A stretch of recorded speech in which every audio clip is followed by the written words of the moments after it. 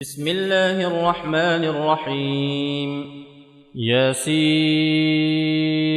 والقرآن الحكيم إنك لمن المرسلين على صراط مستقيم تنزيل العزيز الرحيم لتنذر قوما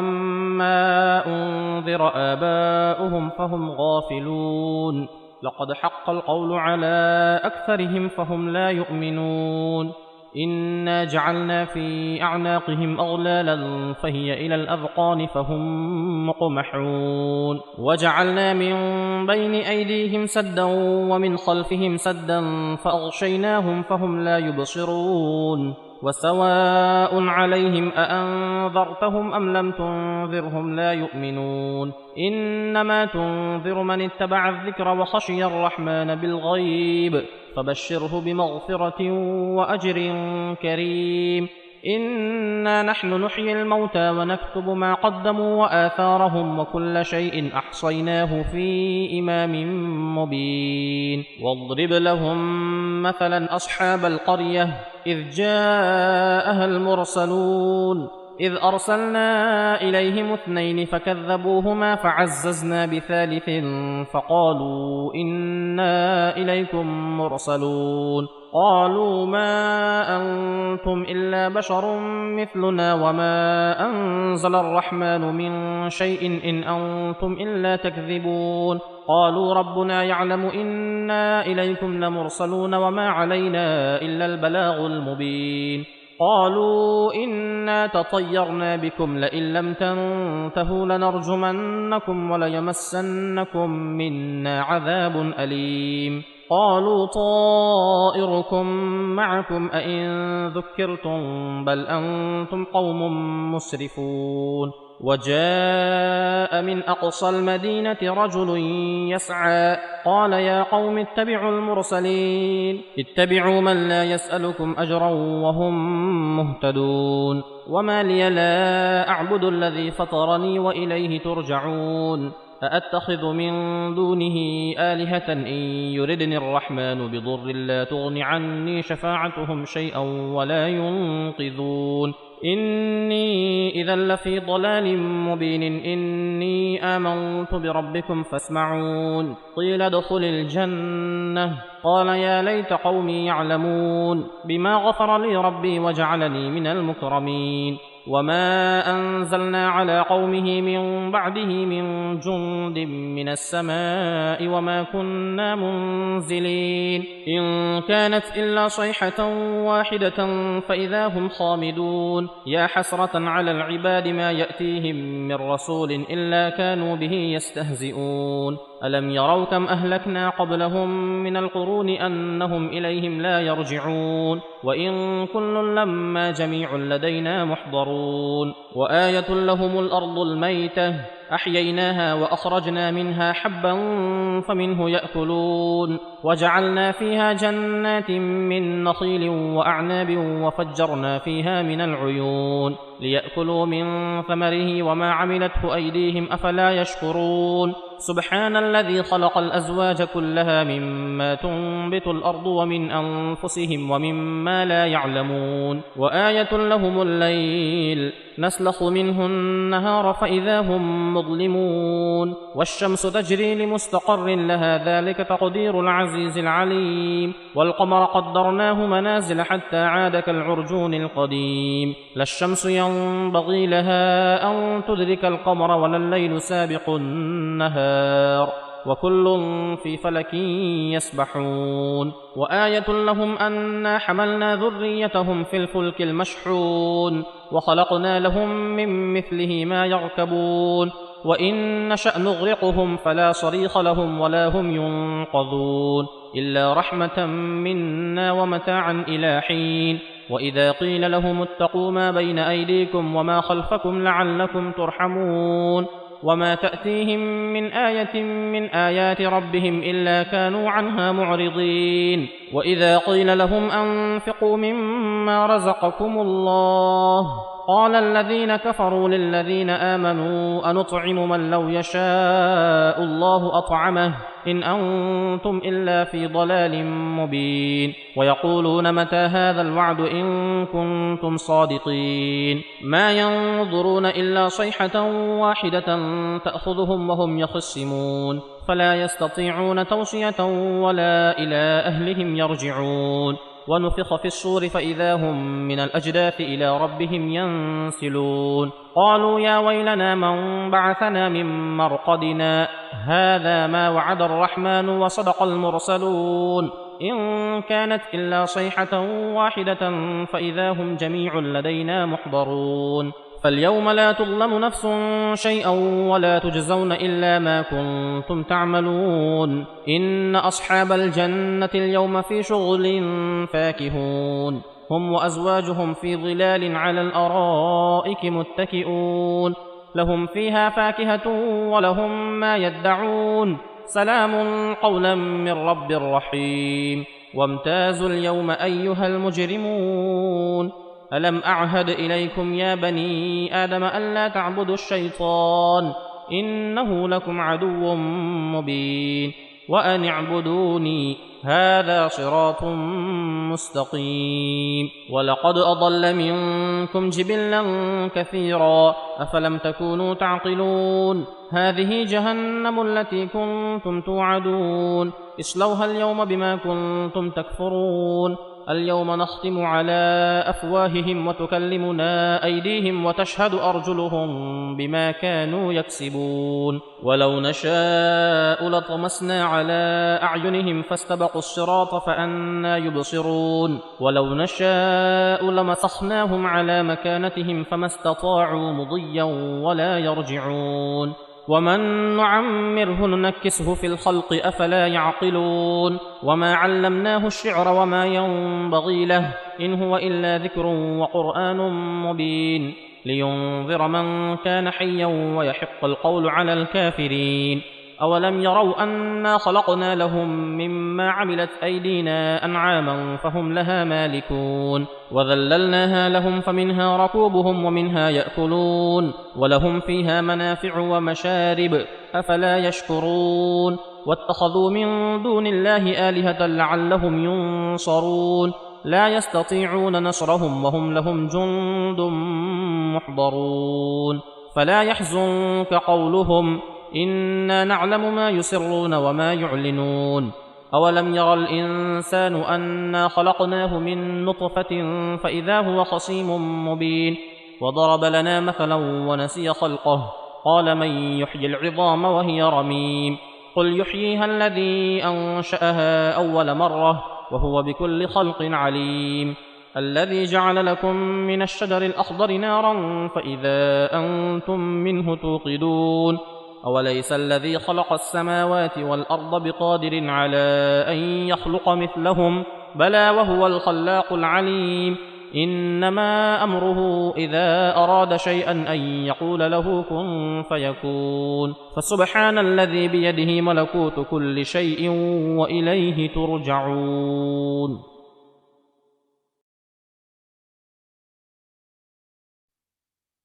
اے رات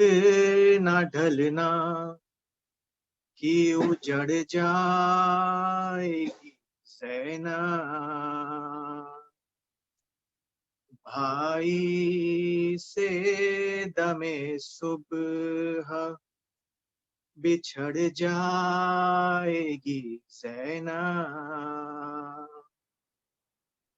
سونے دے سکینہ کو کہ پھر سو نہ سکے گی رونا بھی جو چاہے گی تو پھر رو نہ سکے گی اصغر سے ملاقات تو پھر ہو نہ سکے گی اے رات نہ ڈھلنا گھبرائے ہوئے لال ہے سہمی ہوئی مائیں جی بھر کہ میں دے دوں علی اکبر کو دعائے لینا ہے ابھی اونو محمد کی بلائے ہے رات نہ ڈھلنا اے رات بکھر جا تیرے بس میں ہے جہاں تک مٹ جائیں گے کل آلے پیمبر کے نشاں تک باقی ہے یہ منظر علی اکبر کی اذاں تک اے رات نہ ڈھلنا ہر چاند کے بچوں کی ابھی پیاس ہے باقی کچھ آنکھ میں حسرت ہے تو کچھ آس ہے باقی لیکن میرا بھائی میرا عباس ہے باقی اے رات نہ ڈھلنا باقی ہے ابھی آل محمد کا سفینہ بیٹی کے سلانے کو ہے شبینہ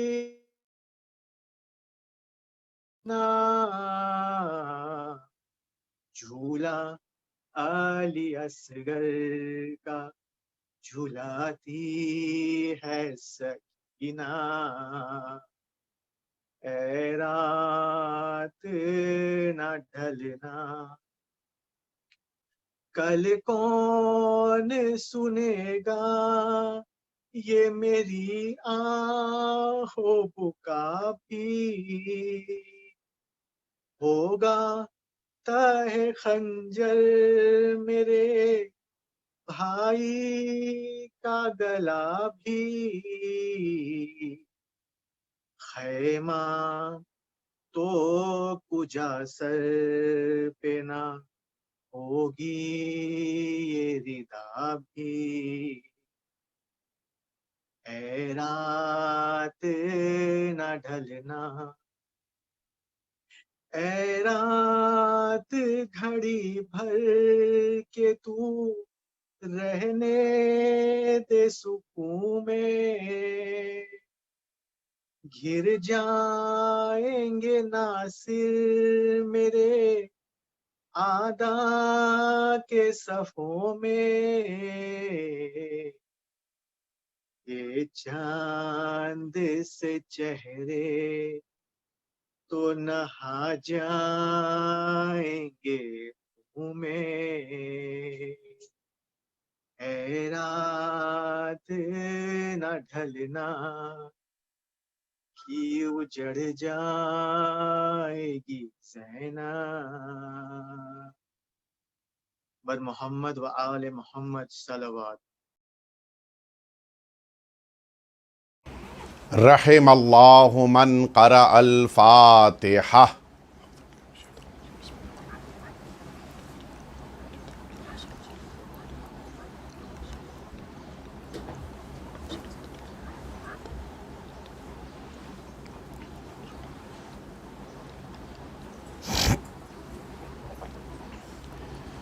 لا حول ولا قوة الا باللہ العلی العظیم حسبنا اللہ ونعم الوکیل نعم المولا ونعم النصیر اعوذ باللہ من الشیطان الرجیم بسم اللہ الرحمن الرحیم الحمد لله الذي لا يبلغ مدحته القائلون ولا يحصي نعماءه العادون ولا يؤدي حقه المجتهدون ثم الصلاة والسلام والتحية والإكرام على سيد الأنبياء والمرسلين سيدنا ومولانا أبي القاسم محمد اللهم صل على صلى الله عليه وعلى أهل بيته الأطيبين الأنجبين الذين أذهب الله عنهم الرجس وطهرهم تطهيرا اللهم صل على لا سيما الإمام المبين بقية الله في الأرضين الحجة الثاني عشر الإمام المهدي المنتظر أرواحنا وأرواح العالمين لتراب مقدمه الفداء عجل الله تعالى فرجه الشريف واللعنة الدائمة الباقية على أعدائهم أجمعين أما بعد فقد قال الله الحكيم في كتابه المبين وبرا بوالدتي ولم يجعلني جبارا شقيا. ایک دفعہ مل جل کے صلوات بھیج دیں آپ حضرات. اذان محترم، یقیناً ماں کا انتقال اور ماں کی جدائی اولاد کے لیے بڑی ہی سخت ہوتی ہے، اور یہ وہ مرحلہ ہوتا ہے کہ جس آزمائش کے مرحلے میں قرار پانے والی اولاد صبر کے ساتھ اللہ رب العزت کی بارگاہ میں اپنی ماں کے لیے نہ صرف یہ کہ دعائیں کرتی ہے بلکہ ایصال ثواب کی کوششیں بھی ہوتی ہیں. یہ مجلس عزا ایصال ثواب کے طور پر منعقد کی گئی ہے. ہمارے برادر ارجمند جناب عرفان بھائی کریم اور جناب ان کے دوسرے بھائی اشفاق بھائی کریم، ان دونوں کی والدہ کی مجلس عزا ہے. آپ سبھی حضرات جہاں جہاں تک میری آواز پہنچ رہی ہے، ایک دفعہ سورہ حمد اور 3 دفعہ سورہ توحید کی تلاوت فرما کے مرحومہ و مغفورہ نرگس بنت دوست محمد حاجی غلام علی، وائف آف مرحوم حاجی محسن کریم، ان کی روح پرفتوح کو اور ان کے خاندان کے تمام مرحومین کو ایصال فرما دیں. بسم اللہ الرحمن الرحیم.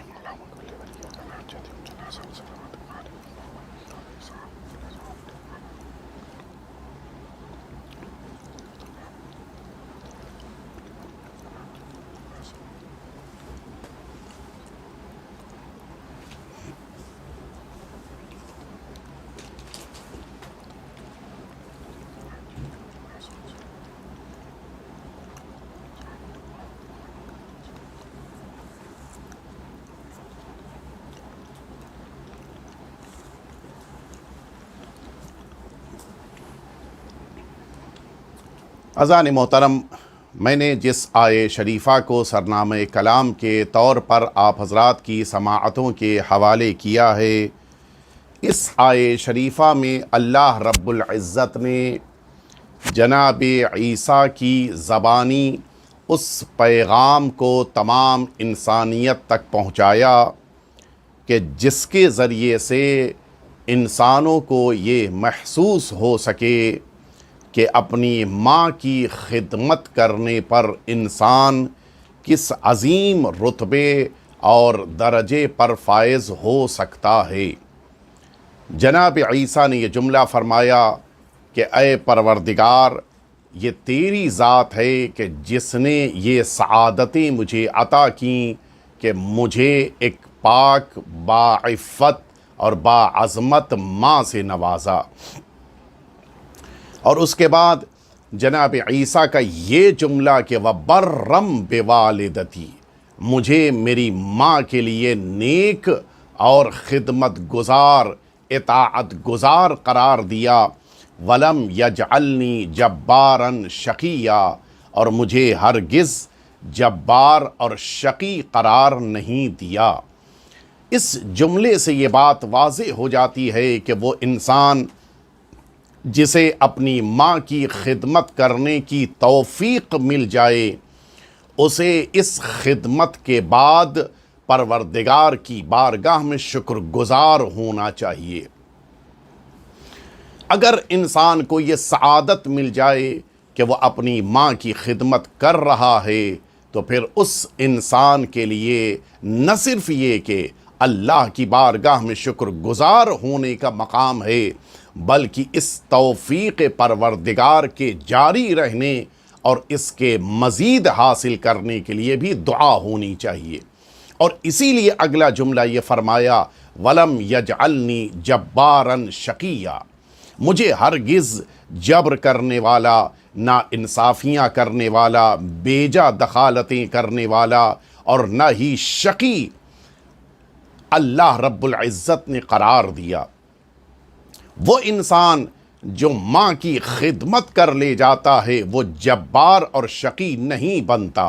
اور جو ماں کی خدمت سے دور ہو جاتا ہے پھر اس انسان کو یقیناً پروردگار کی بارگاہ میں واپس آنے کے لیے دعائیں کرنے کی ضرورت ہے۔ البتہ ظاہر ہے کہ اولاد کے لیے ہمیشہ ہر طرح سے ہر موقع پر ساری اولاد کے لیے خدمت کی سعادت نہیں ہو سکتی، لیکن اگر تھوڑی سی بھی خدمت کرنے کا موقع مل جائے، وہ گھنٹے 2 گھنٹے ہی کی خدمت ہو، وہ 2-4 دن ہی کی خدمت ہو، وہ 2-4 ہفتوں ہی کی خدمت ہو، یہ خدمت بھی بڑی اہمیت رکھتی ہے۔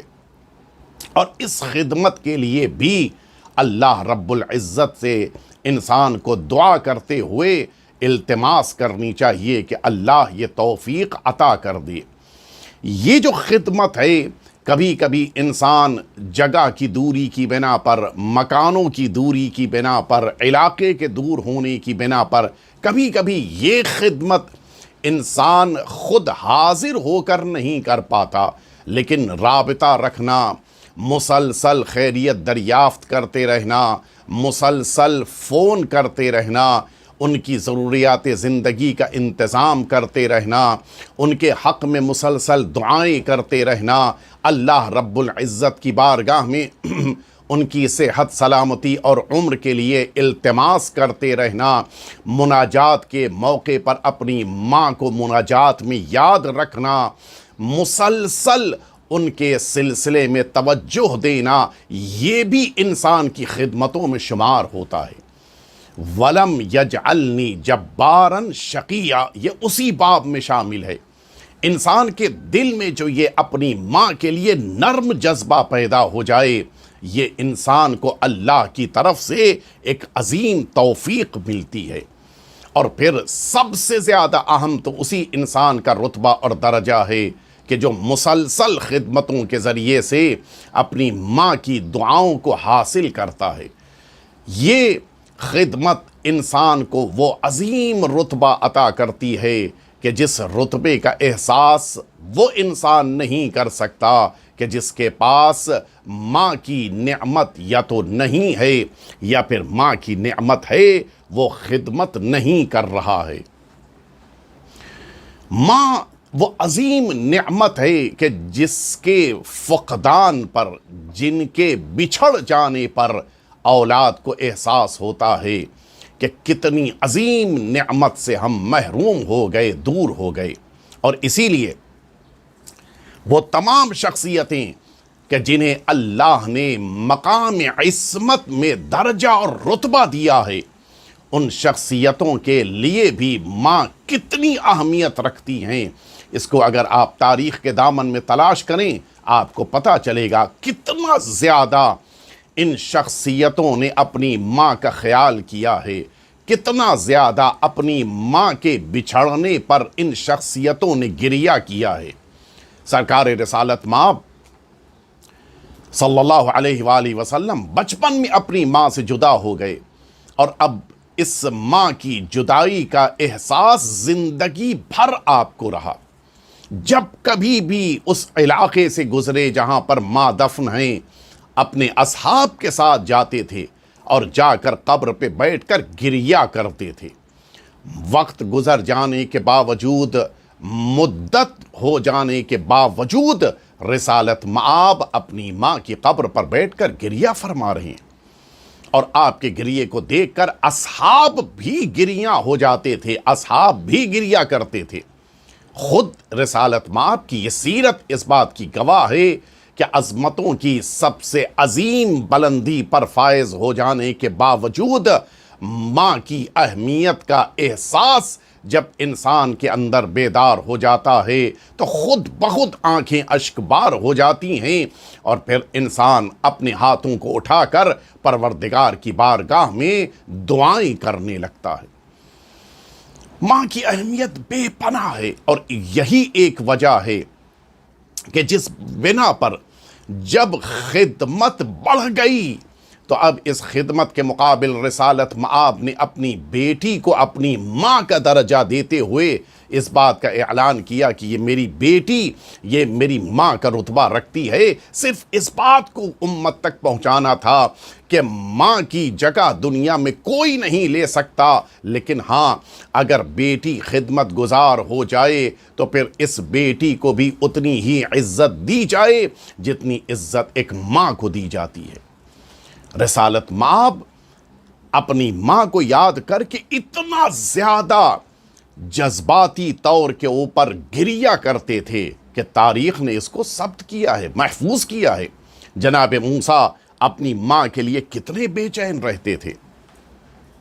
हत्ता आलम यह है कि जब तक माँ की आगोश में नहीं आ जाते थे आप गज़ा नहीं तनावुल करते थे।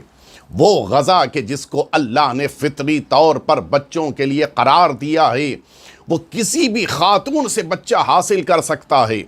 लेकिन माँ की अहमियत इतनी ज़्यादा है कि सारी ख़वातीन इस गज़ा को जनाब मूसा को देने के लिए तैयार हैं, लेकिन बेटा अपनी उस कमसिनी के बावजूद तलाश कर रहा है कि इन ख़वातीन के दरमियान मेरी माँ कहाँ है। और जब माँ की आगोश में चले जाते थे तो इस गज़ा को जो परवरदिगार ने एहतमाम किया है उस गज़ा को हासिल करने लगते थे।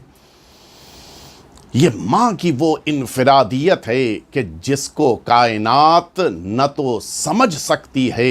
न ही इस कायनात में इस अज़मत माँ का एहसास पैदा हो सकता है। और इसीलिए अल्लाह रब्बुल इज़्ज़त ने जिन सिफ़ात को अपनी ज़ात से मखसूस किया है उन सिफ़तों में से बाज़ हैं कि जिन बाज़ सिफ़तों को अपने बाज़ बंदों के अंदर भी करार दिया है। मसलन अल्लाह रहीम है, अल्लाह ने बहुत से इंसानों के दिलों को रहम का जज्बा रखने वाला बनाया है। अल्लाह करीम है, बहुत से अपने मखलूक़ात को परवरदिगार ने करम का एहसास वाला करार दिया है। लेकिन एक ऐसी सिफत है कि जिस सिफत को अल्लाह ने उस ज़ात के अंदर रखा है कि जिसे कायनात माँ कहती है। वो कौन सी सिफत है? ये वही सिफत कि जिसका इकरार और जिसका तस्करा हम सब दुआए कुमैल में उस मौके पर करती हैं कि जब दुआ आखिरी पड़ाव आखिरी हिस्से में दाखिल हो जाए, हम अल्लाह रब्बुल इज़्ज़त की बारगाह में ये जुमला कहते हैं, या सरी अर्रदा इग़फ़िर लिमन ला यमलिकु इल्ला दुआ। ऐ मेरे परवरदिगार, तू तो सरी और रज़ा है, तू जल्दी राज़ी हो जाने वाला है। ये जो सरी और रज़ा की सिफत अल्लाह रब्बुल इज़्ज़त ने अपने से मखसूस करार दी है, इसका एक जलवा अल्लाह ने माँ के वजूद में रखा है। माँ के दिल में जिस जज्बे को अल्लाह ने करार दिया है वो इसी सरी और रज़ा का एक अक्स है। न जाने कितने बच्चे अपनी माँ को सताने के बावजूद अब तो उन्हें माँ के गैज़ व गज़ब का शिकार हो जाना चाहिए। उनको तो माँ इतनी बुरी तरह से अपने वजूद से दूर कर दे कि फिर उनके चेहरे को देखना भी वो गवारा न करे। ماں اپنی اولاد کی طرف توجہ بھی نہ دے، لیکن یہی اولاد کہ جس نے ماں کو ستایا، جس نے ماں کو تکلیف دی، جس نے اپنے بھولے پن کی بنا پر، نادانی کی بنا پر، نہ جاننے کی بنا پر وہ ماں کی تکلیف کا سبب بن گیا، ماں دل میں اس کے تکلیف ہوئی ہے، لیکن جب یہی اولاد اپنی ماں کے سامنے کھڑے ہو کر ایک دفعہ اس نے ماں کہہ کر پکار لیا، اب تو نہ سوری کہنے کی ضرورت ہے، نہ کسی ایکسکیوز کو پیش کرنے کی ضرورت ہے، نہ معذرت طلب کرنے کی ضرورت ہے، نہ معافی مانگنے کی کچھ بھی ضرورت نہیں ہے، صرف ماں کہہ کر پکارا، دل میں جو کسک تھی وہ اس طرح سے دور ہو گئی کہ ماں نے لپک کر اپنی اولاد کو اپنے سینے سے لگا لیا، ادھر بھی آنکھوں سے اشک جاری ہیں، ادھر بھی اولاد کو یہ احساس ہے کہ ماں کتنی بڑی نعمت پروردگار ہے، یہ جو ماں کا اپنی اولاد سے راضی ہو جانے کا جذبہ ہے وہ اللہ کے سریع الرضا ہونے کا ایک حصہ ہے۔ اب آپ سوچیں، جس پروردگار نے ماں کے دل کو اتنا نرم قرار دیا کہ وہ سریع الرضا کے رتبے اور درجے کو حاصل کرتے ہوئے اپنی اولاد کو بخش دے، اس پروردگار کا کیا حال ہوگا کہ جس پروردگار نے اس کائنات میں ان مخلوقات کو پیدا کیا اور ماں سے زیادہ ان مخلوقات سے محبت رکھتا ہے۔ وہ پروردگار جب اولاد ماں کی طرف پلٹ کر آتی ہے تو ماں اسے سینے سے لگا لیتی ہے، جب یہ مخلوقات اللہ کی طرف واپس آتی ہیں، توبہ کرتی ہیں، استغفار کرتی ہیں، آواز قدرت آتی ہے کہ میرے بندے، کیا میں رحیم نہیں ہوں؟ کیا میں کریم نہیں ہوں؟ کیا میری بارگاہ میں تمہیں پہلے نہیں آ جانا چاہیے تھا؟ یہ جو ایک خاص جذبہ اللہ نے ماں کے اندر قرار دیا ہے، اور اسی بنا پر سب سے زیادہ کائنات میں معصومین کے علاوہ سب سے زیادہ کائنات میں جس کی دعا کو اللہ قبول کرتا ہے وہ ماں ہے، سب سے زیادہ قبول کرتا ہے۔ اور اسی لیے انسان کو ماں کی دعائیں حاصل کرنے کی کوشش کرنی چاہیے۔ یہ ماں اگر اولاد کے حق میں دعا کرتی ہے تو پروردگار کبھی رد نہیں کرتا ہے۔ وہ ماں ہے کہ جس موقع کے اوپر اپنی آغوش میں ننھے سے بچے کو، ابھی ابھی پیدا ہونے والے بچے کو لے کر، کمزوری ہے، نقاہت ہے، اب بدن میں توانائی باقی نہیں بچی ہے، لیکن صحرا میں اکیلی کھڑی ہوئی ماں اس ننھے سے مختصر سے بچے کے وجود کو لیے ہوئے سوکھے درخت کے پاس پہنچتی ہے، اور پھر اس سوکھے درخت کو اپنی کمزوری کے باوجود جتنا ممکن ہوتا ہے ہلاتی ہے، اور پھر پروردگار اس ماں کی دعا کو قبول کرتے ہوئے اس اولاد کے لیے برکتوں کا، اس طرح سے رحمتوں اور برکتوں کا نزول سامنے لا کر پیش کرتا ہے کہ سوکھے درخت میں ہریالی آتی ہے، اور پھر وہی سوکھا درخت تازی کھجوروں کو آسمان سے ان درخت سے زمین کی طرف گراتا ہے پروردگار، اور پھر جناب عیسیٰ کی ماں اسی کھجوروں کو کھا کر غذا حاصل کر کے اپنے بچے کے لیے غذا کا اہتمام کرتی ہیں۔ پروردگار یہ بتانا چاہتا ہے ماں دعا کر دیتی ہے تو پھر پروردگار اس دعا کو رد نہیں کرتا ہے۔ کتنی اہمیت ہے اللہ کی نگاہ میں ماں کی، معمولی بات نہیں ہے۔ جناب موسیٰ جس موقع کے اوپر اللہ اچھا ہر ایک کو یہ احساس، یہ جذبہ ہوتا ہے اپنے پڑوسی کے بارے میں معلوم کرے کہ میرا پڑوسی کیسا ہے۔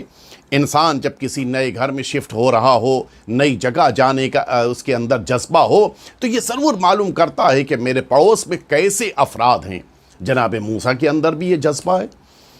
پروردگار سے التماس کی کہ اے میرے رب مجھے بتا دے کہ میرا ساتھی کون قرار پائے گا محشر میں، میرا ساتھی کون پر قرار پائے گا میری جنت میں۔ آواز آئی کہ جاننا چاہتے ہو، چلے جاؤ فلاں جگہ کے اوپر فلاں شخص ہے، وہ تمہارا جنت میں تمہارا پڑوسی قرار پائے گا۔ اب یہ احساس تو ہے، ایک نبی، ایک رسول، صاحب شریعت، رسول اولو العزم نبی ہیں، اگر ان کا کوئی پڑوسی قرار پا رہا ہے تو کوئی ہم رتبہ انسان ہونا چاہیے، اگر کوئی ان کا پڑوسی قرار پا رہا ہے تو ان کے لیول کا ہونا چاہیے۔ آخر کیا کوالٹی ہے اس کے اندر، وہ کون سی خاصیت ہے کہ جس کی بنا پر جناب موسیٰ کے پڑوس میں اس انسان کو جگہ مل رہی ہے۔ خود آئے جناب موسیٰ، اس کے پاس آئے، دیکھا ایک نارمل انسان، ایک کامن مین کی طرح سے، دکان ہے، اس دکان کے اوپر وہ گوشت بیچ رہا ہے، کوئی خاص اس کے اندر ایسی چیز نہیں دکھائی دی کہ جس کی بنا پہ عظمتیں اس کے قدم چومنے لگیں اور پھر یہ کہا جائے کہ انہی عظمتوں کی بنا پر وہ جناب موسیٰ کا پڑوسی جنت میں بننے والا ہے۔ بڑے غور سے صبح سے دوپہر تک اس کے ایک ایک عمل کو دیکھتے رہے جناب موسیٰ، لیکن کچھ بھی احساس نہیں ایسا سامنے آیا، کوئی ایسی بات نہیں سامنے آئی۔ دوپہر میں دکان کو اس نے بند کیا، اپنے گھر کی طرف چلا، جناب موسیٰ بھی پیچھے پیچھے چلے۔ جب وہ اپنے گھر کے قریب پہنچا، آواز دی کہ کیا کسی کو مہمان نہیں بنانا چاہتے؟ کہا آئیے تشریف لائیے۔ جناب موسیٰ بھی اس کے ساتھ اس کے گھر میں داخل ہوئے۔ اس نے جناب موسیٰ کو ایک جگہ کے اوپر بٹھایا اور اس کے بعد آگے بڑھا۔ ایک ٹوکری جو اس نے چھت سے آویزاں کر رکھی تھی، اس ٹوکری کو نیچے اتارا، دیکھا کہ ایک بڑا ہی مختصر سا کمزور سا وجود اس ٹوکری میں موجود ہے کہ جس کو دیکھ کے پتہ چل رہا ہے کہ یہ اس جوان کی ماں ہے۔ اپنے ہاتھوں سے چہرے پہ پانی ڈالا، اپنے ہاتھوں سے ان کے لیے کھانا تیار کیا، اپنے ہاتھوں سے کھانا لے کے آیا، ان کے دہن میں قرار دینا شروع کیا کہ وہ کھا سکیں۔ یہ خدمت اولاد کرتی رہی اور ادھر جناب موسیٰ کی نگاہیں دیکھ رہی ہیں کہ ماں کے لب ہل رہے ہیں اور زبان پر کوئی دعا ہے۔ تعجب ہوا کہ کیا دعا دے سکتی ہے یہ ماں جس نے اپنی اولاد کی خدمت کو اپنی نگاہوں سے دیکھا ہے۔ شاید ممکن ہے اولاد اپنی ماں کی دعاؤں کو نہ سن پائے، نہ جانے کتنی دعائیں ماں اپنی اولاد کو دیتی ہے کہ جس دعا کو اولاد نہیں جانتی، نہیں پہچانتی، نہیں سمجھ پاتی ہے۔ میں جناب موسیٰ کے اس واقعے کو عرض کروں اس سے پہلے ایک جملہ عرض کروں گا۔ انسان بہت اچھی بائک چلا لیتا ہے، بہترین انداز میں رائڈ کرتا ہے، جہاں بھی چلا جائے ہر موقع کے اوپر اپنی بائک کو لے کے آگے بڑھ رہا ہے اور کبھی کوئی خطرہ اس کی زندگی میں نہیں آیا۔ لیکن جس موقع کے اوپر اسی انسان سے پوچھا جائے کہ یہ بتاؤ فلاں جگہ کے اوپر اچانک تمہارے سامنے ٹرک آ گئی تھی، تم کیسے بچ گئے تھے؟ فلاں نکڑ کے اوپر اچانک ایک دوسری بائک آ گئی تھی، تم نے کیسے خود کو بچا لیا تھا؟ فلاں جگہ کے اوپر تم نے جب بریک لگایا تھا اچانک پیچھے سے گاڑی آ گئی تھی، کیسے تم بچ گئے تھے؟ وہ کیا کہتا ہے؟ میری رائٹ، میرا گاڑی چلانے کا انداز، مجھے جو بائک چلانے کا ایکسپیرینس ہے وہ مجھے بچا لیتا ہے۔ جبکہ حقیقت یہ ہے کہ دنیا میں زیادہ تر ایکسیڈنٹس انہی لوگوں کے ہوتے ہیں کہ جو بہترین بائک چلانے والے ہوتے ہیں، رائڈر ہوتے ہیں۔ پھر یہ کیوں؟ ایسا کیا ہوا کہ وہ لوگ کہ جو بہترین بائک چلا رہے ہیں ان کو بھی ایکسیڈنٹ کا مقابلہ کرنا ہوتا ہے اور یہ مقابلہ نہیں کر رہا ہے؟ کہا یہ نہ سمجھنا کہ یہ جو تم چوراہوں کے اوپر، گلیوں کے نکڑ پر، روڈز کے اوپر اپنی بائک کو سنبھال کے چلا کے لے کے آگے بڑھ گئے، یہ نہ سمجھنا کہ تمہارا بائک کو چلانا تمہاری مہارت نے تمہیں بچایا ہے، بلکہ وہ دعا تمہیں بچا رہی ہے کہ جو رات کی تاریکی میں اٹھ کر اپنی اولاد کے لیے ماں کی زبان پر جاری ہوتی ہے۔ ہماری اچھی طرح سے چلائی جانے والی بائک ہمیں نہیں بچاتی ہے، بلکہ ماں کی دعائیں ہمیں بچا لیتی۔ ہمیں تو پتہ ہی نہیں چلتا کیا دعائیں ماں نے اپنی اولاد کو دی ہیں، کیا احساسات اپنی اولاد کے لیے ماں کے اندر ہیں، ان کا تو ہمیں احساس ہی نہیں ہے۔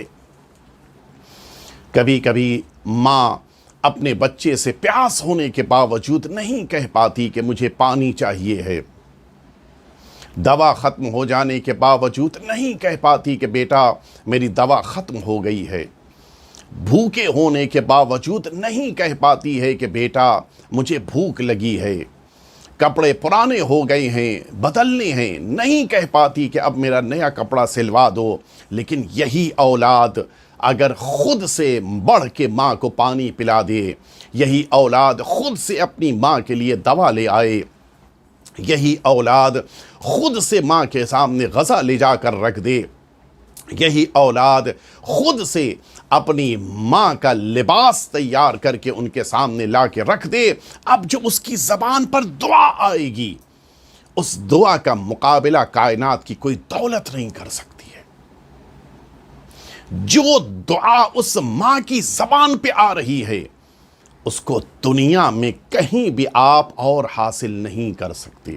اور اسی لیے جب والدین کے حقوق کا تذکرہ آیا، اس موقع کے اوپر دو معصوم سے یہ روایت وارد ہوئی ہے۔ ایک معصوم نے طویل روایت کے درمیان اس جملے کو فرمایا ہے،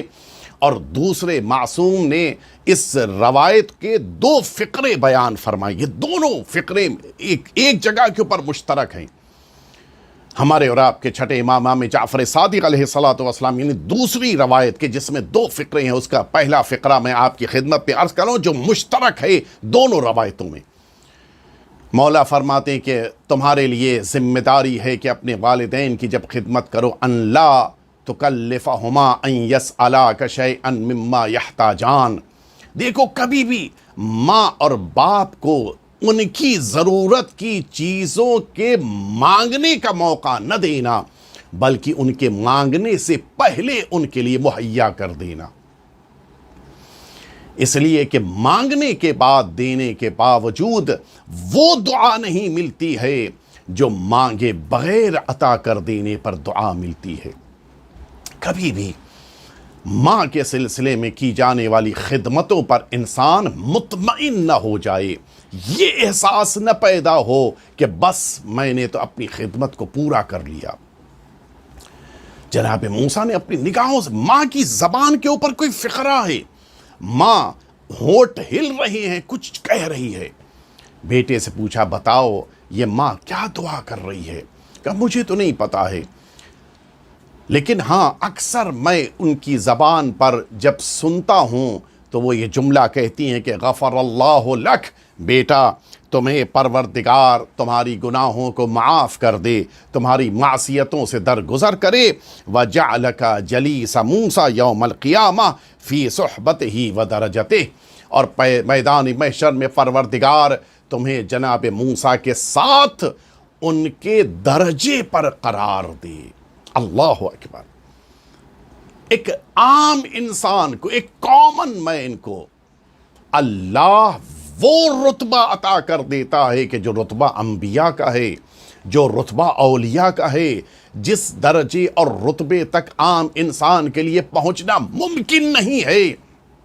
لیکن صرف اس لیے پروردگار وہ درجہ اور رتبہ ایک بیٹے کو عطا کر دیتا ہے کہ ماں کی زبان کی آبرو رکھنی ہے، ماں نے دعا کر دی ہے، لہٰذا اب اس درجے اور رتبے تک اولاد کو پہنچانا ضروری ہے۔ آپ نے توجہ فرمائی، اولاد کے حق میں کی جانے والی ماں کی دعا اتنی اہمیت رکھتی ہے۔ اور اسی لیے جناب موسیٰ جس موقع کے اوپر کوہ طور کی بلندی پر پہنچے ہیں، چہرہ اترا ہوا ہے، پشمردہ ہے، پریشانی کے آثار ہیں، آواز قدرت آئی کہ موسیٰ کیوں اتنے پریشان ہو؟ اللہ کو تو پتہ ہے، چاہتا ہے پروردگار کہ بقیہ کو بھی خبر مل جائے۔ آواز دی، میرے پروردگار میں کوہ طور پہ آیا ہوں، لیکن اپنے انہی ہاتھوں سے اپنی ماں کو سپرد لحد کر کے آیا ہوں۔ آپ سنیں، ماں کے دنیا سے اٹھ جانے کے بعد ایک نبی، یہ پروردگار اولو العزم نبی، ان سے اللہ نے کیا فرمایا؟ آواز آئی کہ موسیٰ اب جب دنیا میں واپس جانا تو اب سنبھل کے قدم رکھنا، اس لیے کہ پشت پناہی کرنے والی زبان جس کی دعا تمہارے لیے تمہاری زندگی کی کامیابی کی ضمانت بنتی تھی، وہ زبان خاموش ہو چکی ہے۔ اس کے معنی ہے کہ ماں کا سایہ سر سے اٹھ جانا ایک نبی کے لیے بھی بڑا سخت ہوتا ہے۔ اگر ایک نبی یہ پروردگار ماں کی نعمت سے محروم ہو جانے کے بعد حکم پروردگار کی بنا پر اب اس دنیا میں احتیاط سے آگے بڑھنے کا حکم اللہ سے پا رہے ہیں، تو پھر عام انسانوں کو تو کتنا ماں سے دور ہو جانے کے بعد ان کی رحمتوں، ان کی طرف سے ملنے والی دعاؤں سے دوری کی بنا پر کتنے احتیاط کے ساتھ قدم رکھنا ہوگا۔ لیکن خوش نصیب ہے وہ اولاد جو ماں کی زندگی میں بھی خدمت کرے اور ماں کے دنیا سے چلے جانے کے بعد بھی ان کے لیے مسلسل ایصال ثواب اور خدمت کرتی رہے۔ قبر پہ آنا، ماں کی قبر پہ بیٹھ کر قرآن کی تلاوت کرنا، ماں کے لیے مجالس عزا کا منعقد کرنا، ماں کو نہ صرف یہ کہ مجالس عزا بلکہ ہر نیک کام میں یاد رکھنا، اپنی نماز شب میں یاد رکھنا، صدقہ دیتے وقت انہیں یاد رکھنا، نیکیاں انجام دیتے وقت ان کی نیابت کی نیت کرنا، زیارت امام حسین کے موقع پر انہیں یاد کر لینا، یہ سب وہ سعادت ہے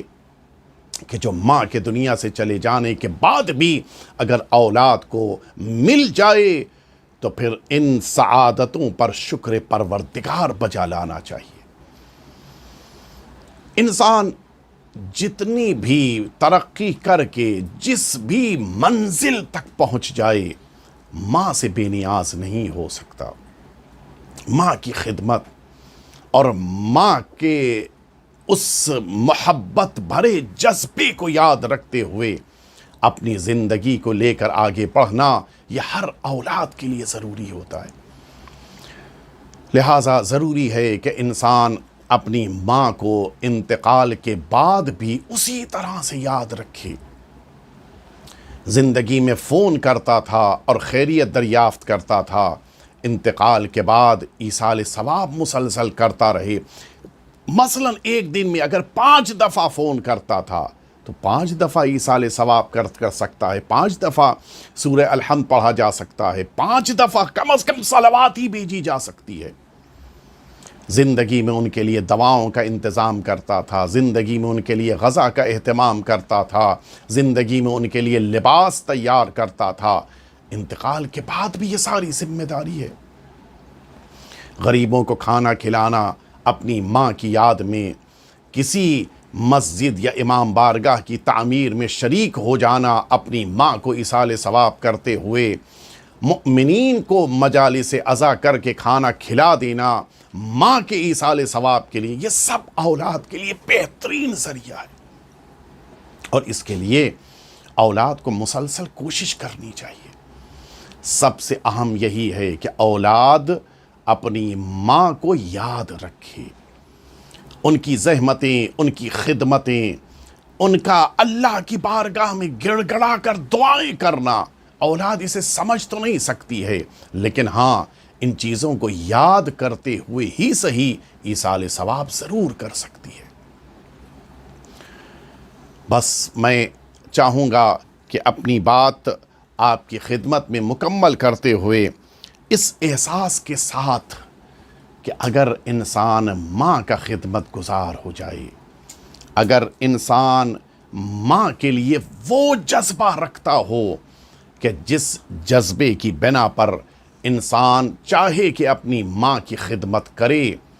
یہی چیز انسان کو اللہ سے قریب کرتی ہے۔ اللہ رب العزت نے قرآن مجید میں اپنے شکر کے بعد ماں باپ کے شکریہ کا تذکرہ کیا ہے۔ جو شکر پروردگار کا حکم ہے کہ میرے شکر گزار بنو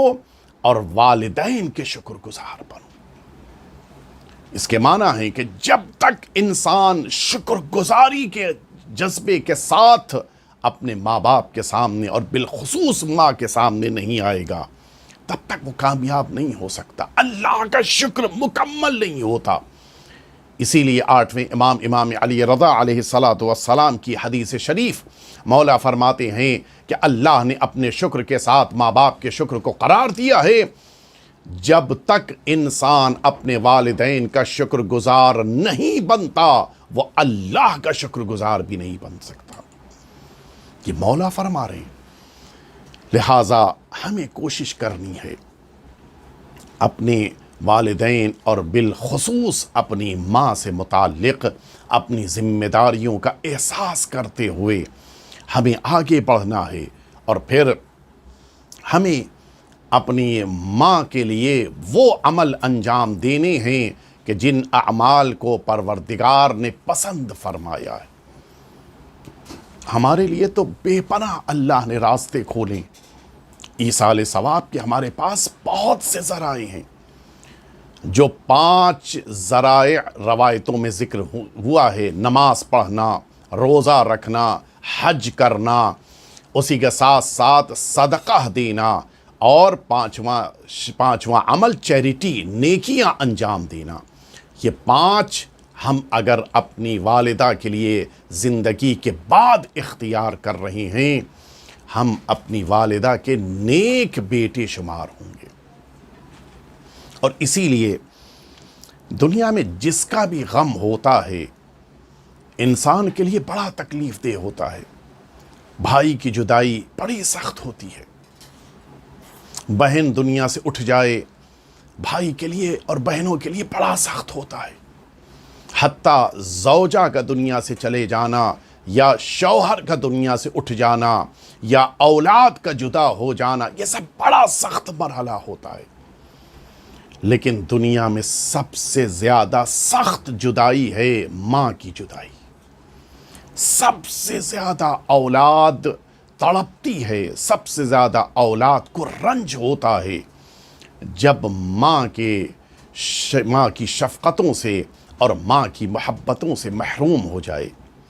نعمت جب تک ساتھ ہوتی ہے انسان نہیں پہچان پاتا، لہٰذا قدر نہیں ہوتی۔ جب نعمت چھن جاتی ہے تب احساس پیدا ہوتا ہے کہ کتنی عظیم نعمت تھی جس سے ہم محروم ہو گئے۔ اور اسی لیے اگر معصومین کی سیرت میں بھی دیکھیں، سب سے زیادہ سخت جو اہل بیت اطہار کے لیے غم ہے وہ ماں کا غم ہے۔ اگر نوے امام جواد علیہ السلام کی سیرت میں دیکھیں، آپ کو بھی اپنی جدہ ماجدہ کا غم بے پناہ شدید محسوس ہوتا تھا۔ حتیٰ آپ اسی مدینہ طیبہ میں زمین کے اوپر اپنی مٹھیوں کو مارتے ہوئے یہ آواز دیتے تھے کہ اے مدینے کی سرزمین، میں بس تجھ سے اتنا پوچھنا چاہتا ہوں کہ میری ماں کا قصور کیا تھا، میری جدہ ماجدہ کی تقصیر کیا تھی کہ اس مدینے میں میری ماں کو اتنا ستایا گیا۔ آپ سوچیں، جب اتنا وقت گزر جانے کے بعد امام پر اتنا اثر ہے، تو اسی مدینہ طیبہ میں اس موقع پر جب نگاہوں کے سامنے ماں پہ ظلم ہو رہا تھا، اس موقع کے اوپر جب ماں دروازے کے اوپر کھڑی ہیں اور ماں کے اوپر دروازہ گرایا جا رہا ہے، گھر کا دروازہ جل رہا ہے اور دروازے کے پیچھے ماں کھڑی ہے، بچے دیکھ رہے ہیں،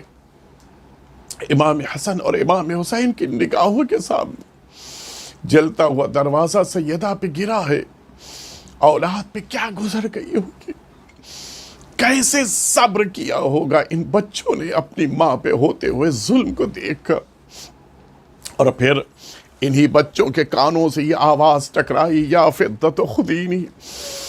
لقد سقطت ما فی احشائی، اے فضہ مجھے سہارا دو، میرا محسن قتل ہو گیا۔ کہ چھوٹے چھوٹے بچے، 6 سال اور 7 سال کا سن بہت زیادہ نہیں ہوتا، ان چھوٹے چھوٹے بچوں نے اپنی ماں کو اس عالم میں دیکھا ہوگا کہ پوری کائنات کو سہارا دینے والی سیدہ دروازے کے نیچے ہیں اور فضہ کو مدد کے لیے آواز دے رہی ہے۔ اور پھر انہی بچوں کی نگاہوں نے یہ منظر بھی دیکھا، سیدہ کے اوپر دروازہ ہے اور دشمن جب گھر میں داخل ہو رہے ہیں، اسی دروازے کے اوپر پیر رکھتے ہوئے، سیدہ کے جسم کے اوپر دروازے پر پیر رکھتے ہوئے یہ دشمن گھر میں داخل ہو رہے ہیں، بچوں نے کیسے صبر کیا ہوگا۔ اور پھر اس سے زیادہ دردناک منظر تب سامنے آیا ہوگا کہ جب سیدہ پورا جسم لہو لہان ہے، پورے جسم سے خون بہ رہا ہے، اور سیدہ اس عالم میں کہ جب غش سے افاقہ ہوا بچوں سے پوچھا کہ یہ بتاؤ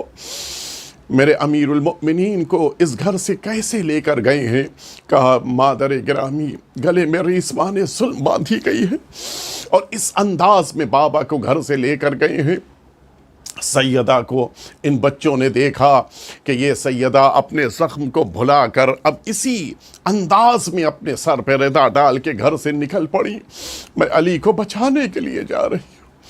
میں اپنے وقت کے امام کی حفاظت کرنے کے لیے جا رہی ہوں۔ سیدہ آپ کا پہلو شکستہ ہے،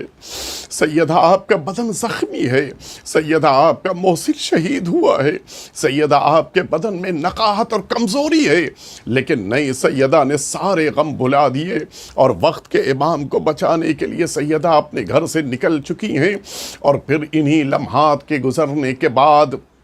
بچوں نے یہ منظر بھی دیکھا کہ اب جب سیدہ گھر واپس پلٹی ہیں، اپنے ساتھ امیر المؤمنین کو لے کے واپس آئی ہیں، اور امیر المؤمنین سیدہ کے ساتھ گھر میں واپس آئے ہیں، اور ہاں عزاداروں یہی چھوٹے چھوٹے بچے ہیں۔ سیدہ کی شہادت کے بعد بس ایک جملہ عرض کرنا ہے، سیدہ کی شہادت کے بعد ایک دن امام حسن اور امام حسین اسی اپنے گھر سے نکل کر کسی کام سے جا رہے ہیں، امام حسن آگے آگے تھے، امام حسین پیچھے چل رہے تھے۔ اچانک امام حسن نے رک کر اپنے چہرے کو گھمایا اور امام حسین کی طرف رخ کر کے کھڑے ہو گئے۔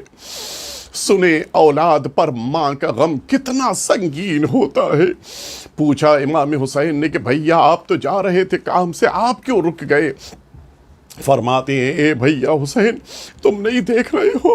ماں کا قاتل سامنے کھڑا ہے، جس نے ماں پہ تازیانہ مارا تھا، جس نے ماں کے گھر کے دروازے کو جلایا تھا، جس نے سیدہ پہ دروازہ گرایا تھا، وہ نگاہوں کے سامنے ہے۔ میری آنکھیں اس ظالم کو دیکھنا بھی گوارا نہیں کرتی۔ ہاں ماں کے ظالم کی طرف نظر اٹھے اولاد اسے نہیں پسند کرتی ہے، لیکن آئیے امام حسن ذرا میدان کربلا میں آ کر دیکھیے، ایک 4 سالہ یتیمہ ہے کہ جو اونٹ کی بلندی پر بیٹھی ہوئی کوفے کی طرف سفر کر رہی ہے۔ عالم یہ ہے کہ اب جب سکینہ کی نظر اٹھتی ہے، نگاہوں کے سامنے شمر دکھائی دیتا ہے۔ شاید جناب سکینہ نے آواز دی ہو کہ اے شمر میں تجھے دیکھتی ہوں تو مجھے اپنے بابا کا گلا یاد آ جاتا ہے، تجھے دیکھتی ہوں تو وہ کند خنجر یاد آ جاتا ہے کہ جس کے تلے تو نے میرے بابا کے گلے کو قرار دیا تھا۔ الا لعنت اللہ علی القوم الظالمین وسیعلم الذین ظلموا ای منقلب ینقلبون الہی بحق الزہراء وابیہا وبعلہا وبنیہا والسر المستودع فیہا ان تصلی علی محمد وآل محمد۔ پروردگار ہم سب کے آقا اور مولا کے ظہور میں تعجیل فرما۔ پروردگار جس مرحومہ کے ایصال ثواب کی مجلس ہے ان کے درجات کو بلند سے بلند تر فرما، ان کے خاندان کے تمام مرحومین پر بالخصوص ان کے شوہر پہ بھی اپنی رحمت نازل فرما۔ پروردگار تمام مرحومین کو اہل بیت اطہار کا مہمان قرار فرما۔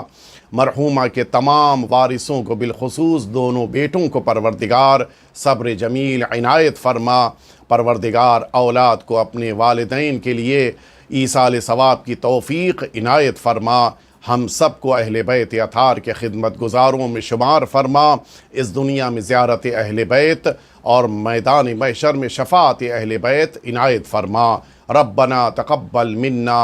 انک انت السمیع العلیم۔ التماس ہے کہ ایک دفعہ سورہ حمد اور 3 دفعہ سورہ توحید کی تلاوت فرما کے مرحومہ و مغفورہ نرگس بنت دوست محمد حاجی غلام علی، وائف آف مرحوم Haji Mohsin Karim, mother of Ashfaq Karim and brother Irfan Karim کی روح پرفتوح کو اور ان کے خاندان کے تمام مرحومین کی ارواح کو ایصال فرما دیں۔ اعوذ باللہ من الشیطان الرجیم، بسم اللہ الرحمن الرحیم، الحمدللہ رب العالمین، الرحمن الرحیم، مالک یوم الدین، ایاک نعبد و ایاک نستعین، اهدنا الصراط المستقيم صراط الذين أنعمت عليهم غير المغضوب عليهم ولا الضالين. بسم الله الرحمن الرحيم. قل هو الله أحد الله الصمد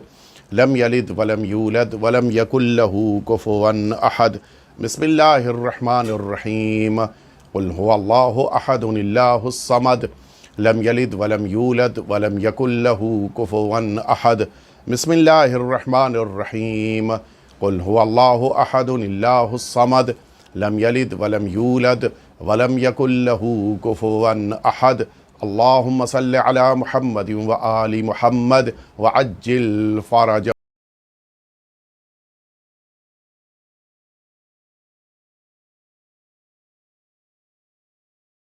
أعوذ بالله من الشيطان الرجيم. بسم الله الرحمن الرحيم. الحمد لله رب العالمين الرحمن الرحيم مالك يوم الدين. إياك نعبد وإياك نستعين. اهدنا الصراط المستقيم صراط الذين أنعمت عليهم غير المغضوب عليهم ولا الضالين. بسم الله الرحمن الرحيم. قل هو الله أحد الله الصمد لم يلد ولم يولد ولم يكن له كفوا أحد. بسم الله الرحمن الرحيم. قل هو الله أحد